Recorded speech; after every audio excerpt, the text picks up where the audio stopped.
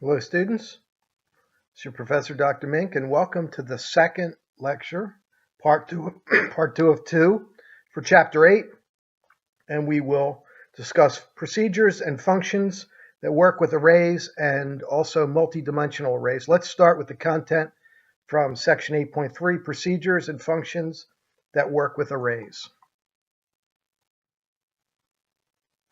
It's very common to write procedures that process the data stored in arrays. You can write procedures that will take input data and store it in an array, inspect and or display an array's contents. Some of the more common processes performed on the values in an array are to sum or average the values in that array. Usually these procedures accept an array as an argument, and we pass the name of the argument to the procedure or function. So on this slide, we have a procedure called display sum that accepts an integer array, and it sums the values stored in that array and displays them with a message box. And also you can see the declared array in the smaller rectangular box at the bottom. The array's name is int numbers, and it's an array of integers, and it is manually initialized during the declaration statement with 2, 4, 7, 9, 8, 12, and 10. And also, right beneath that, you see the call to the display sum procedure, in which we're passing int numbers to the procedure. If you recall, we can pass a variable, including an array, two ways to a procedure. We can pass it by value and by reference. Array arguments work the same. However, if you pass them by value, that prevents the array from being assigned to another array in the procedure. And we have an example right here. If you pass the array by reference, you can assign it to another array. So here we have some code. We have a declared array called int numbers, and it has its size is going to be 5, and it's manually initialized to 1, 2, 3, 4, 5. And then we have the procedure reset values, and we pass an array by value, an integer array by value.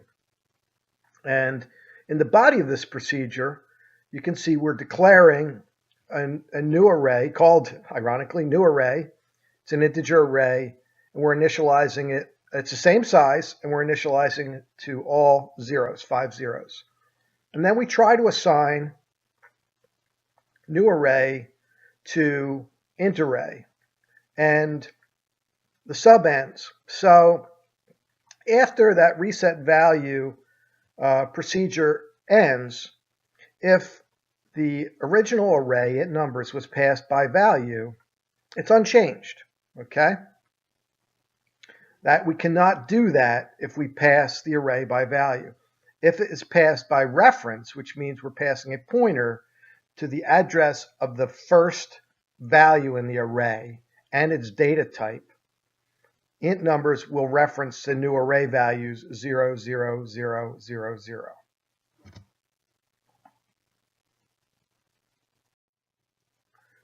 Another common practice is to code a function, create a function to solicit input from whatever source.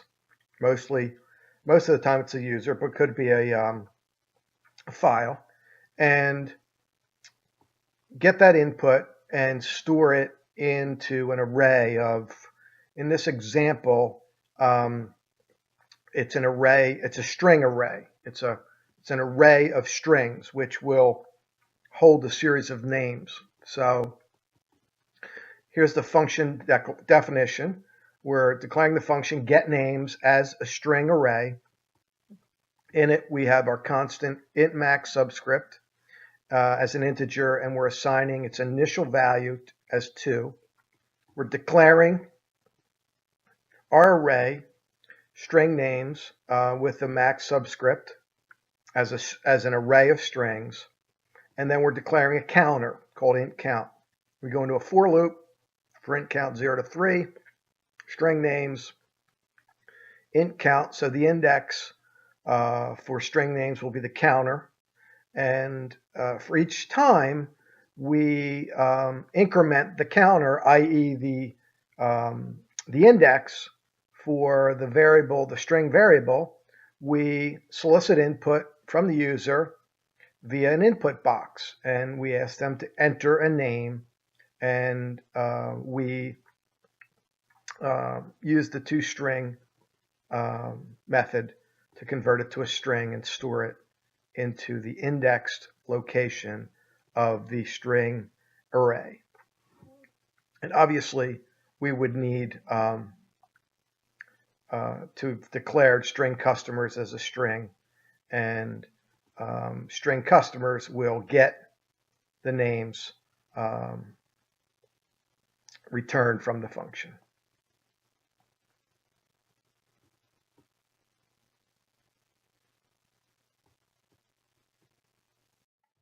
Since an array can contain any data type, such as an array of ints, decimals, bools, chars, and an array is a data type, we can have an array of arrays, which is a multi-dimensional array. I know, it's getting confusing in here, but just hang on and we'll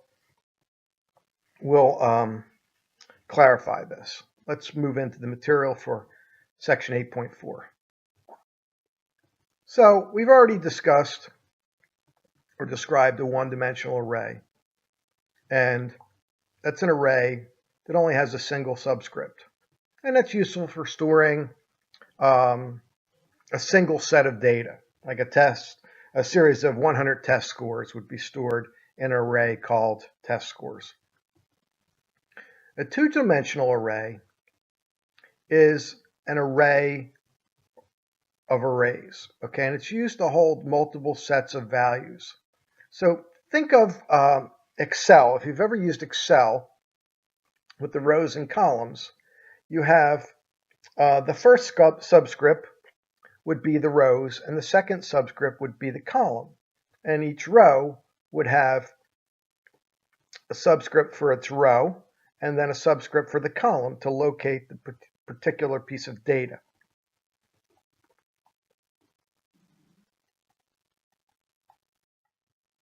So let's talk about declaring a two-dimensional array. A two-dimensional array has two sets of upper subscripts. One for the highest row subscript, which is the first argument, or parameter, I should say.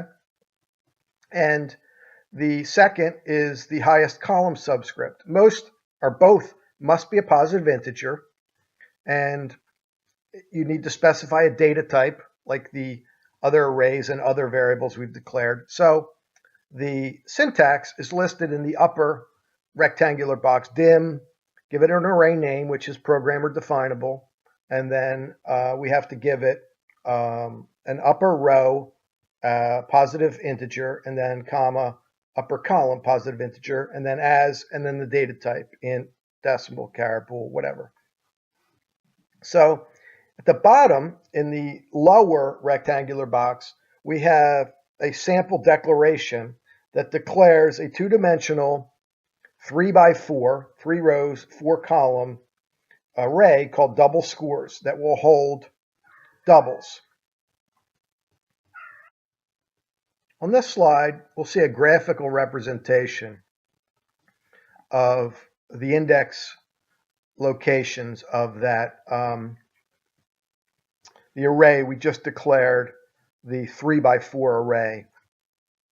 And in that particular case, you've got rows 0, 1, and 2. And we've got columns 0, 1, 2, and 3. So you have 12 doubles that can be stored in this container. I always call arrays containers in my other programming language classes. So this array, if you wanted to reference one of the variables, they would start in the upper left. It would be double scores, row 0, column 0. Double scores 0, 1 would be row 0, column 1. And double scores 0, 2, row 0, column 2, 0, 3, row 0, column 3, 1, 0, row 1, column 0, etc. I'm not going to recite all of them, but hopefully that will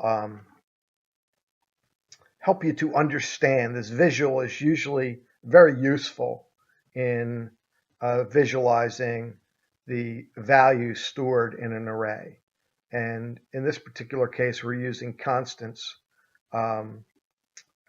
constant integer variables as the upper row and upper column. So once we have values in the array index locations, we can use them in expressions.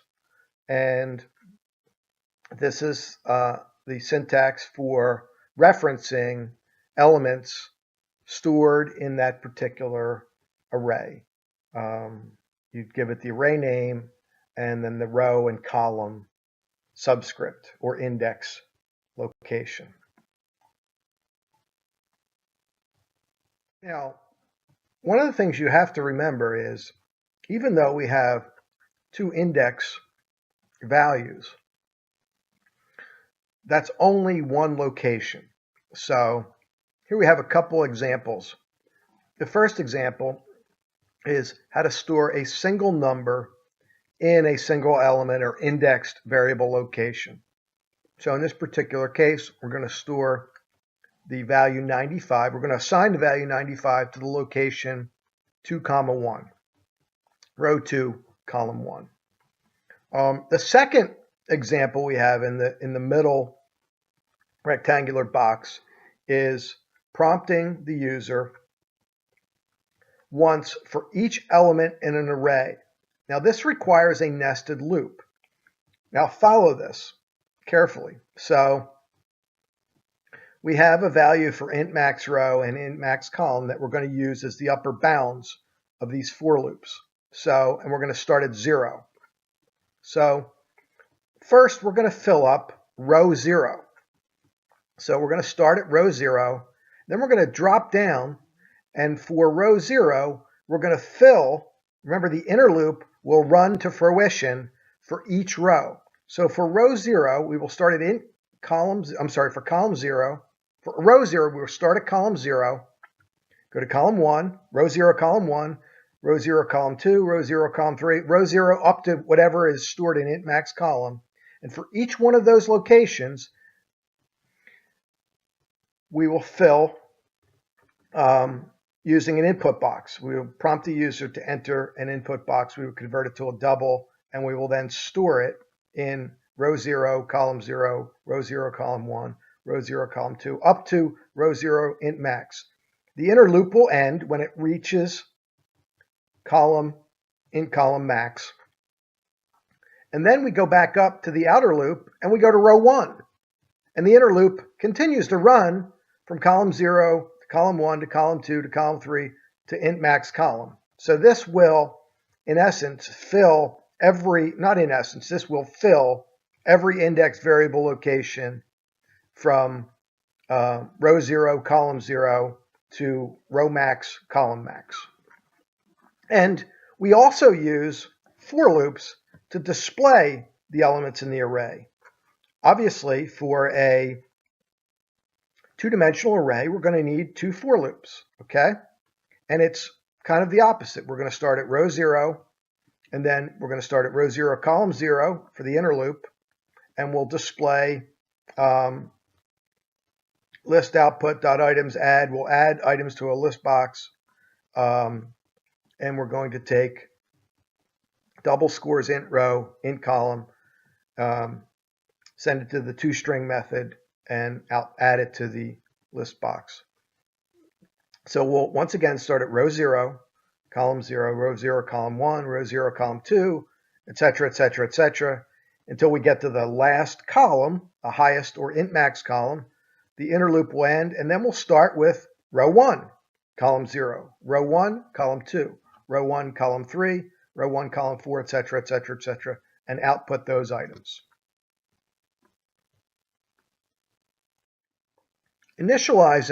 Manually initializing a two-dimensional array in the declaration statement is a little bit more complex than we're used to. So you have to keep in mind, you cannot provide the upper subscript numbers. So you have to provide a comma to indicate the number of dimensions. And the values for each row are enclosed in their own set of braces. So here's an example of a 3x3 array. And we're declaring it using the dim statement, int numbers, and we just put a comma indicating that is one comma indicates that it's a two-dimensional array. And this holds integers, and then equals, and then we have braces, and then an inner set of braces for each row. So 1, 2, 3, 4, 5, 6, 7, 8, 9. So int numbers 0, 0. Row 0, column 0 is set to 1. Row 0, column 1 is set to 2. Row 0, column 2 is set to 3. So you can see each row has a set of braces, and the columns are separated by the variables stored in each column for that row are separated by commas.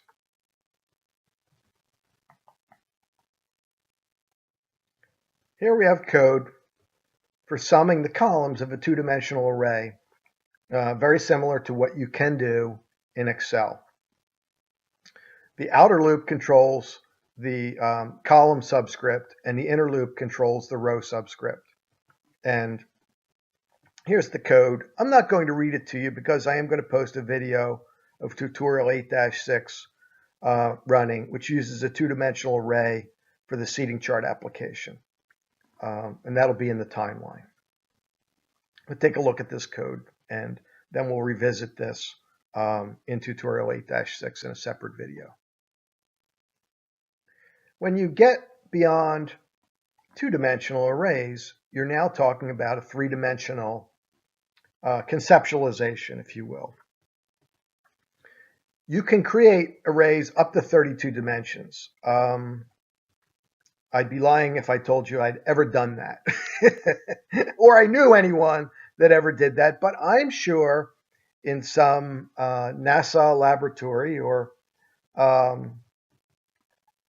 Los Alamos, there's probably some scientist requiring a 32-dimensional array to calculate some very, very complex problem. So a three-dimensional array is declared similarly to a two-dimensional array. You need two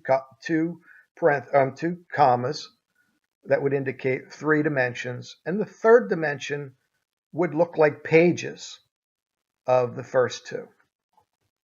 And here's a diagram showing you that. And no, I will not require you to work with a 3-dimensional array. Maybe a 32. No, kidding. Just kidding. Comic relief.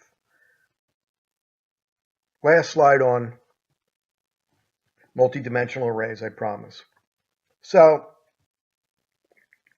as I mentioned earlier, it's difficult to visualize arrays with more than 3 dimensions. There are some uses for these arrays. An example that we'll state here is a factory warehouse where cases of widgets are stacked on pallets. An array of 4 dimensions can store a part number for each widget. So the 4 subscripts of each element would store the pallet number, the case number, the row number, and the column number. And then if you had multiple warehouses, you'd have a 5th dimension to hold the warehouse location. So in a specific warehouse, you'd have an array for pallet number, case number, row number, column number. Next, moving along, finished arrays. We're going to cover the material for 8.5, the enabled property and the timer control property that are part of graphical user interface design elements. Let's take a closer look. I bet every one of you who's watching this video has encountered an instance of the enabled property, but didn't know it until now. Most of the controls that you put on the graphical user interface on the form have an enabled property, and it's a Boolean property. And if it's set to false, the control is disabled. Well, what does disabled mean? It means it can't receive the focus, you can't click on it, you can't tab onto it, can't respond to user-generated events, and it will appear dimmed or grayed out. So the default value for this property is true, but you can set it in code when needed. Sometimes the default property is not true. Let me give you an example.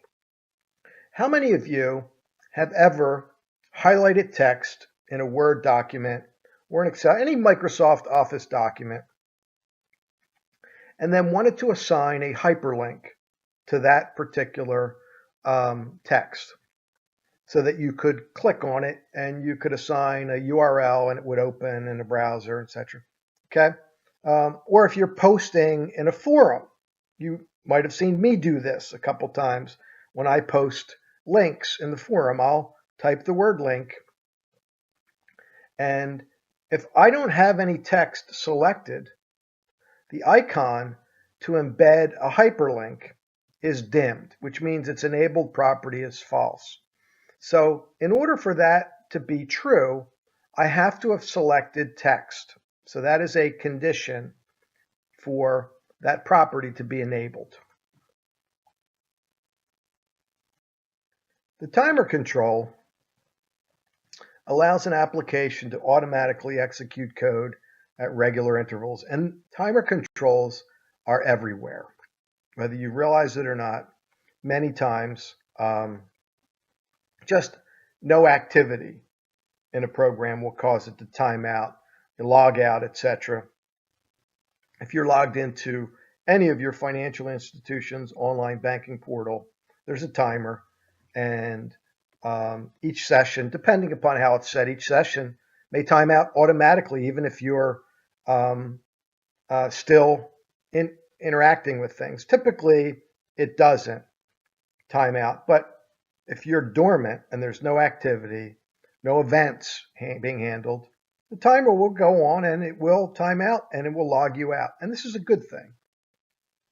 So I could go through and read this slide to you, but I'm gonna do a tutorial video, as you might have guessed, and we will create that tutorial will show you how to use a timer control, and then I will give you the opportunity to complete another fun tutorial on your own after this that simulates a game. Timer controls are not difficult to use, and you should know that there are two important properties that are almost always set. I can't imagine a scenario where you wouldn't set the enabled property and the interval property. The enabled property has to be set to true to respond to tick events, and the interval property is the number of milliseconds that elapse between events.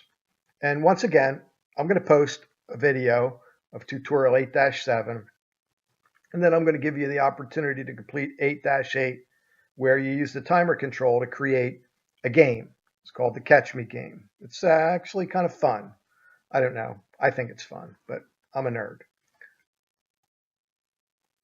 Next up, section 8.6, anchoring and docking controls, another important aspect of graphical user interface design. Let's get started. The anchor property allows you to anchor a specific control to one or more edges of a form.